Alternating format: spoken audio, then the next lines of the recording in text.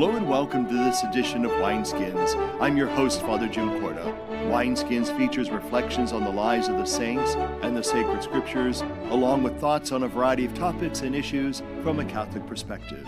It is brought to you through the annual Diocesan Appeal, the Catholic Communication Campaign, and St. Paul's Catholic Books and Gifts, a division of the Society of St. Paul.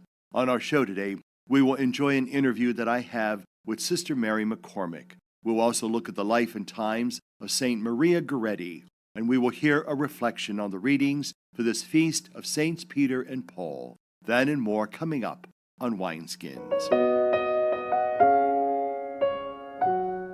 In our current issue today, we will hear from Judge Robert Rusu. Joining me again is the Honorable Judge Robert Rusu, Mahoney County Probate Judge. Welcome back to our show. Thank you. You know, one of the things, Judge, that I'd like us to talk about is, as an attorney, as a lawyer, you have to really arbitrate. You have to make a decision as to what's right and what's wrong, but you have a set of guidelines and rules and obviously schooling and experience.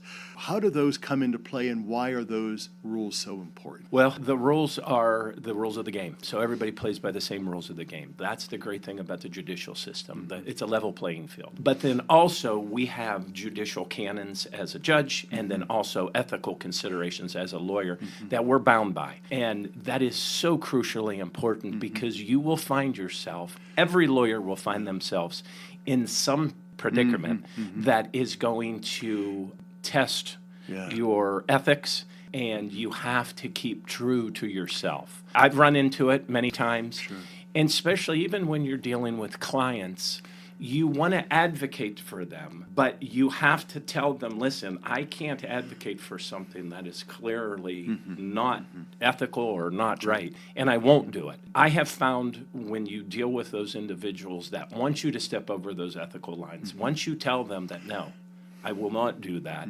they understand. They're caught up in the moment, so it's you that has to keep the calm head to get them through that tough period of time. And then after they realize it, they say, yeah, you know, that was dumb of me to make you do that or want me to do that. I apologize. And so that's why those ethics are crucial, because we rely on those daily as judges and lawyers. Do things vary state by state? Are there certain laws in certain states that are different in California or Ohio? How does that work? Yes, that's a beautiful thing about a republic. 50 independent states, but one federal government. They do change a little bit, but for the most part, no. Everybody has these similar frameworks, similar setups. There are different nuances, of course, and that's why if you're in Pennsylvania, Pennsylvania's probate laws are a little different, so you want to make sure you talk to a Pennsylvania lawyer. I'm not real crazy about these online will trust preparations. If that's the only thing you can do, okay, do it, because it's better than nothing.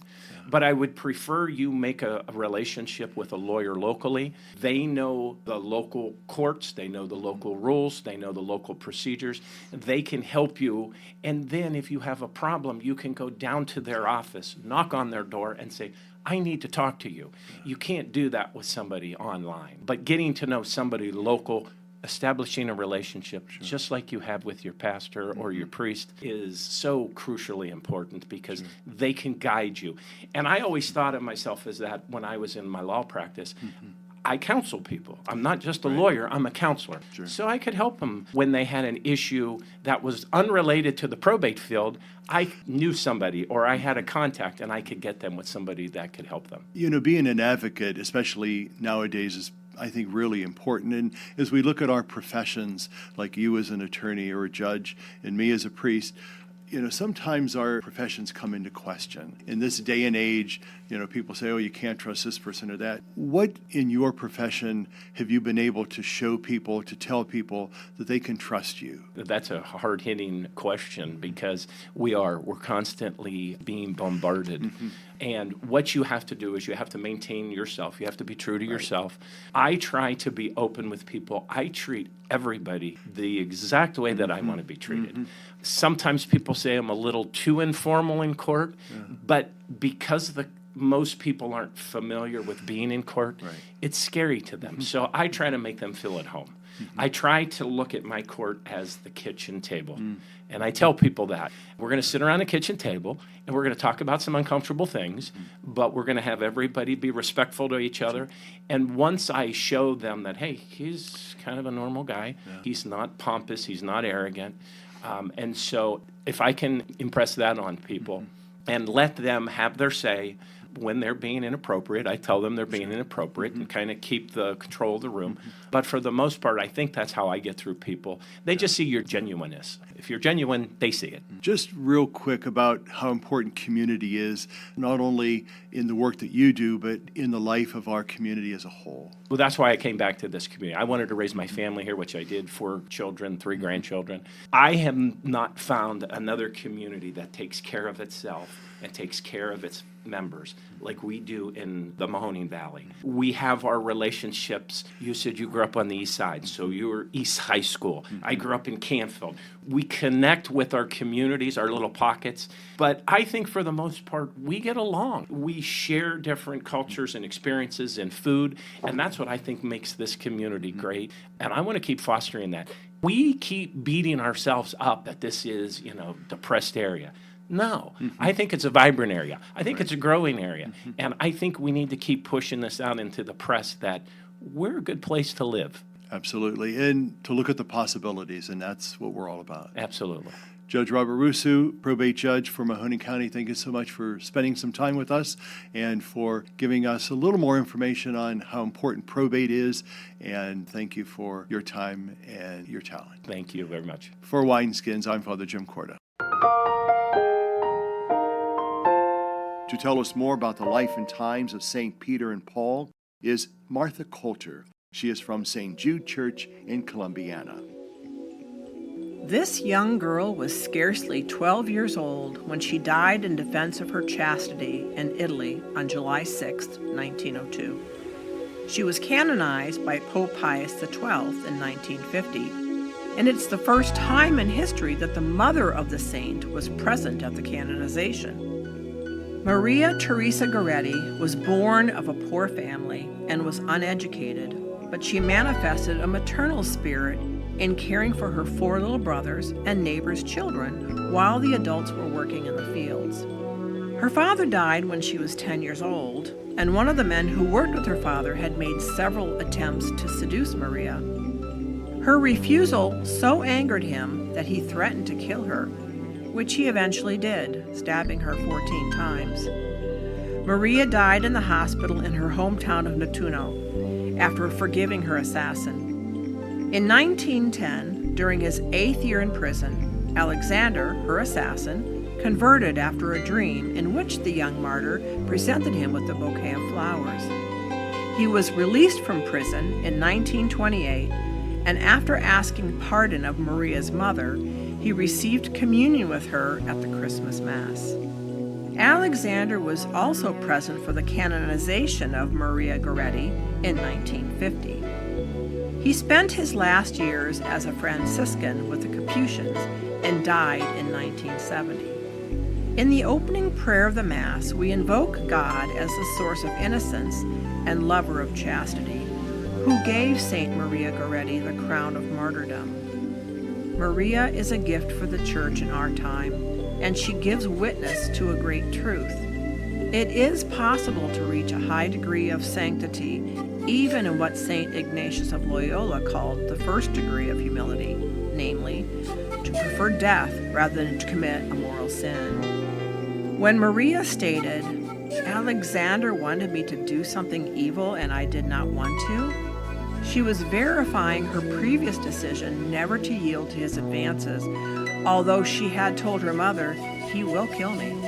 Pope Pius XII said in his sermon at the canonization, which is in the Office of Readings, "With splendid courage, she surrendered herself to God and His grace, and so gave her life to protect her virginity." In the opening prayer, we pray that we may be faithful to God's teaching, as Maria was. Her defense of her virginity makes no sense at all to many persons. But this adolescent had the courage and the purity of heart to say to Alexander, "Don't do it," It is a sin, and you will go to hell. On her deathbed, Maria not only pardoned Alexander, but she said, I hope that he too will join me in paradise. For Wineskins, I'm Martha Coulter. Joining me now is Sister Mary McCormick, who is the Major Superior of the Ursuline Sisters of Youngstown. Welcome back to our show. Thank you. I'm happy to be here. You know, last year we spent some time talking with you about the 150th anniversary of the Ursuline Sisters coming here to the diocese in 1847, before the diocese was actually formed. And so this has been a wonderful year last year. Now we want to kind of talk again about some of the great things that took place during your anniversary year, and what do you have to look forward to in the future. So let's start by talking about what took place. Oh, thank you. We really did have a good year. It was a lot of fun to look back on the history. You know, we started right here at St. Columba Parish, so what is now our cathedral parish was where the Ursuline Sisters started. Of course, that's the oldest parish in the city, so we came here to teach. So right here at the cathedral offices, we had a convent on Rayen Avenue. We taught at the school here on Elm Street, so this place is very familiar. And we started our anniversary year with a mass here at the cathedral. It was just really a nice way to begin. One of the other things we did over the course of the year is invite a variety of groups, our employees, some of our friends and benefactors. We invited civic officials, you know, all to come and kind of share a meal with us. And we were able to tell the history. But it's interesting, you know, sometimes people forget the history and all that happened between the middle of the 19th century and where we now are now at the beginning of the 21st century. In doing that history, we were trying to draw some parallels between our history as the Ursuline Sisters of Youngstown and everything else that was going on. Not that we were trying to spend a whole weekend doing a history, but, you know, the Industrial Revolution, the rise of the church as it developed here in this part of the country, all of the growth of schools and parishes, and then, you know, the pulling back of some of that, the loss of population, the changing religious specter in the country and in our own area. And people forgot that history, so it was interesting. As you were talking, one thing that really comes to mind is the relationships that have been built over these 150 years. And that's what church really is all about. It's building relationships, it's building community.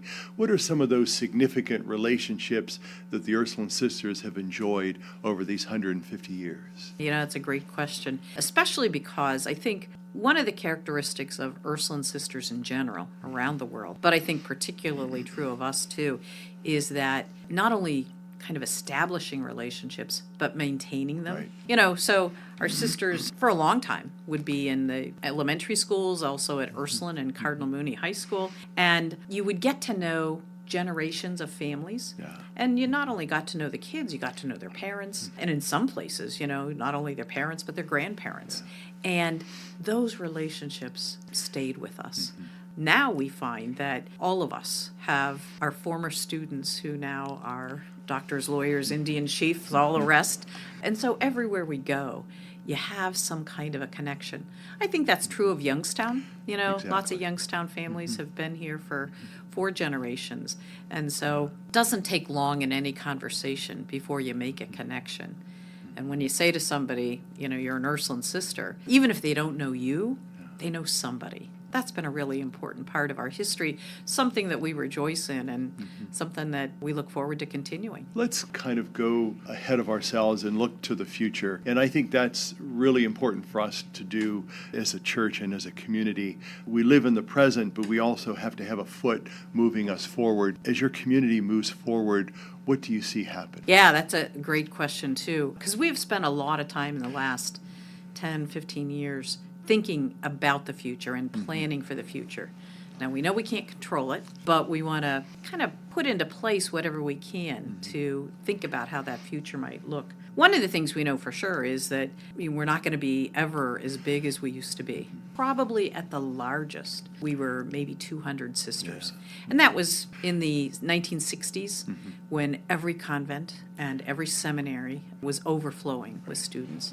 The reality is now that church demographics have changed. Part of it matches the loss of population here in the Northeast, and part of it is just the changing way that people relate to church. So we know that we're a small group. We've always been relatively small, and we know that'll continue. We haven't had people enter religious life for a long time. Nevertheless, the ministries that we started in many cases and we continue to work at, they're thriving. And part of our planning has been to say, how do we make sure that those continue under the kind of the gift that St. Angela Merici has given to us in the church, and with that same kind of gospel-led service. So we want to continue to use our mother house in Canfield as part of that, and we want to make sure that those ministries continue into the future. We know that the sisters themselves have made changes, personal changes in their own ministry. So what have some of those changes been, and how is that setting the Ursuline charism up for the future? Our founder was St. Angela Merici, and she lived at the time of the Reformation, another time when the church was in a great deal of flux, And one of the pieces of advice she left for her followers was, whatever happens, change with the signs of the times. So when we first came to Youngstown, we were teachers. The need here in our local church was for teachers in the schools where there were lots of immigrants and lots of new parishes being built. Yeah. We found that over time, especially as you got into the 1980s and 1990s, that was not as much of a need. And so we began to say, where is the need? If it's not with Catholic elementary schools anymore, where is it? One of the things that we started then was a housing program, Beatitude House, and we have continued to be in housing, especially for the poor. Sometimes it's transitional housing, sometimes it's permanent supportive housing, but always with the poor. A second place we found a need was with people who were living with AIDS, and not only them, but their families, their siblings, their children. And so we started an AIDS ministry. Sad to say, that is still a need. It's not as much in the news anymore, and that's because it's largely managed. But for the poor who live with AIDS every day, they still have a great deal of needs, and our ministry is to them. We are at the end of our time together. We certainly enjoyed hearing once again the wonderful celebrations that took place last year, but really continue in the life of the Ursuline community. And we thank you for your ministry and continued ministry. We look forward to your presence again, Sister Mary McCormick, next month on our show. Thank you. I'm happy to be here. For Wineskins, I'm Father Jim Korda. For more information and to listen to Wineskins, please visit the website catholicecho.org. Stay with us. We'll be right back. We put food back on tables, support local workers, unlock doors, and walk together on the road back. Help Catholic Charities serve your neighbors in need. Join us at wearethere.us. By the time we can walk, each of us yearns for the joy that comes from being able to do for ourselves. Church World Service believes that being self-reliant is a joy everyone should share. So around the block or around the world, share the joy. Church World Service. Our music today is provided by John Michael Talbot. It is from their CD entitled Our Blessing Come. I rejoiced when I heard them say, let us go to the house of the Lord. And now our feet are standing within your gates, Jerusalem. I rejoiced when I heard them say, let us go to the house of the Lord. And now our feet are standing within your gates, Jerusalem. Jerusalem, God's city, built strong by the hand of the Lord. To Jerusalem will the tribes go up, the people of our God. For the peace of Jerusalem we pray, may peace come to your homes. For the love of my brothers and my friends, may peace come to you.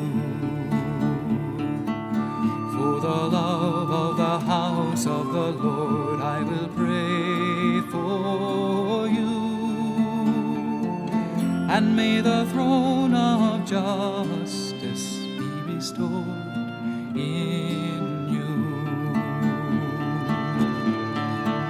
Jerusalem, God's city, built strong by the hand of the Lord.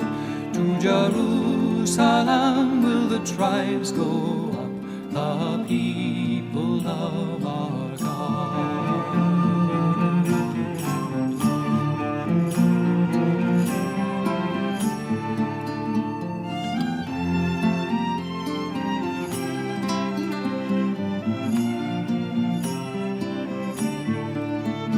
Jerusalem, God's city, built strong by the hand of the Lord.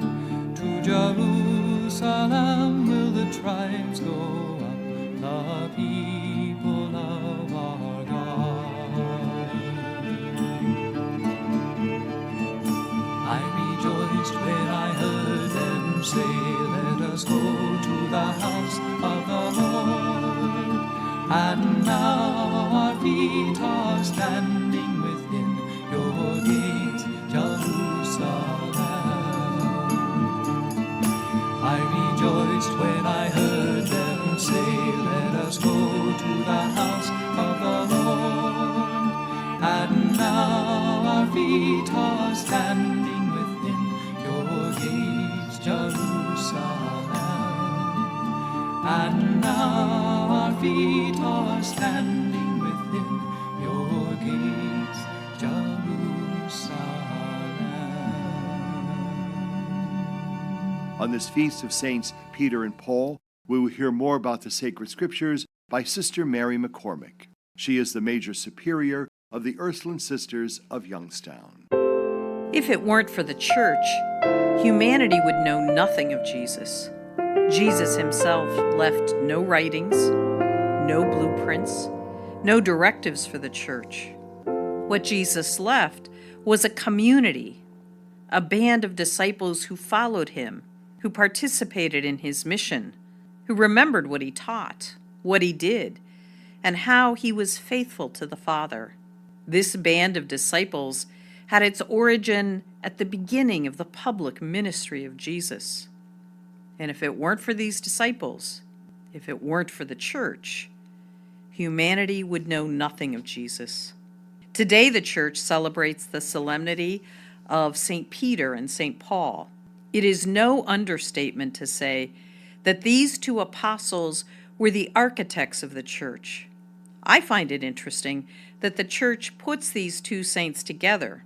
Each of them also has another feast day to himself, but the placement of this feast together tells us something about the church. It is the New Testament in general that is the primary source for what we know about the origins of the church. The readings for Mass today highlight narratives about St. Peter and St. Paul. The early church takes its lead from apostolicity, a fancy word that talks about the example and the life of those who were called by Jesus to be his closest followers.